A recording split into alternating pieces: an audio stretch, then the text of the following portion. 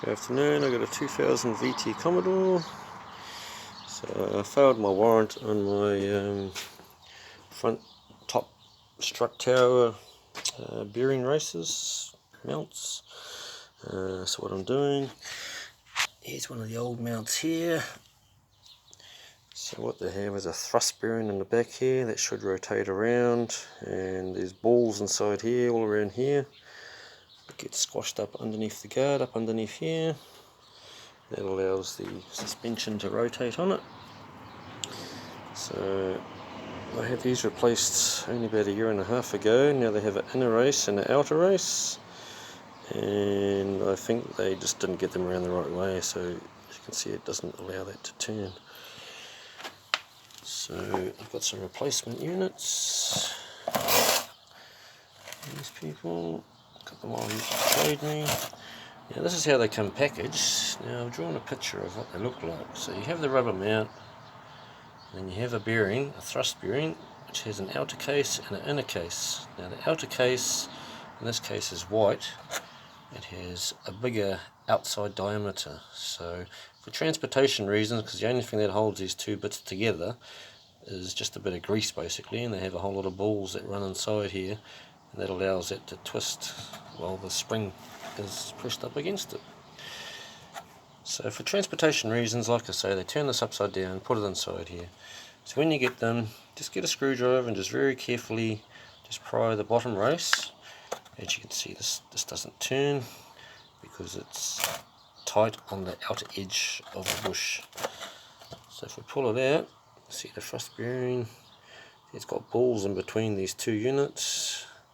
They allow this to rotate when the pressure of the spring's on it. So like I say, for transportation, you'll probably see the outer race, the white one, is bigger diameter. So transportation, to do that so it can't fall, balls can't fall out basically.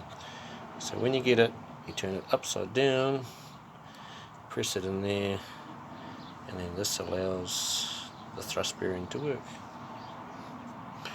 which is what they didn't do on the old one. So anyway, quite basically, pull the lines off in here. So this is just on a rubber grommet, this one, so that one just pulls out.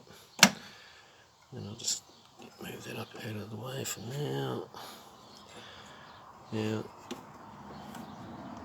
this one here typically would sit inside that groove, sit in this hole.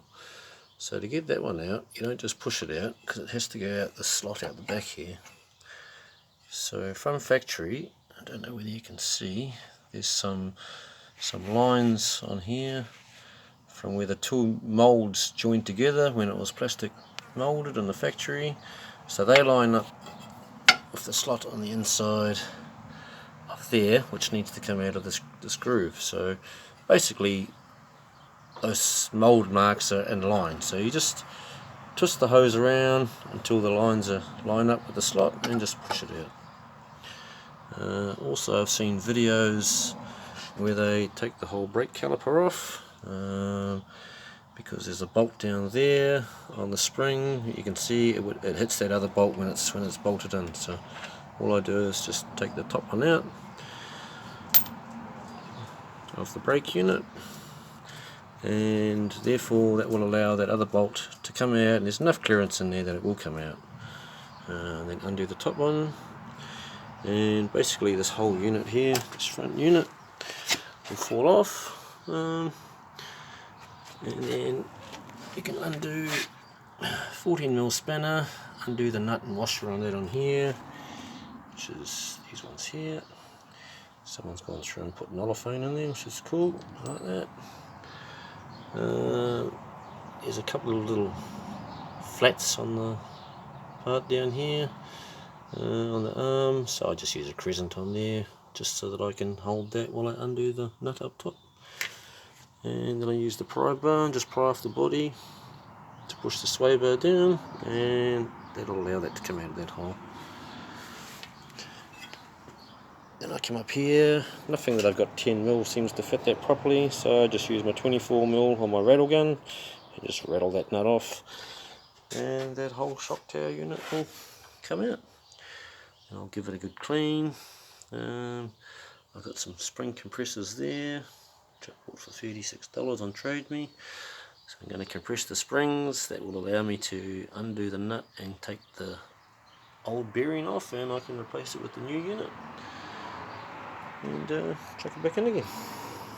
Cool, thank you.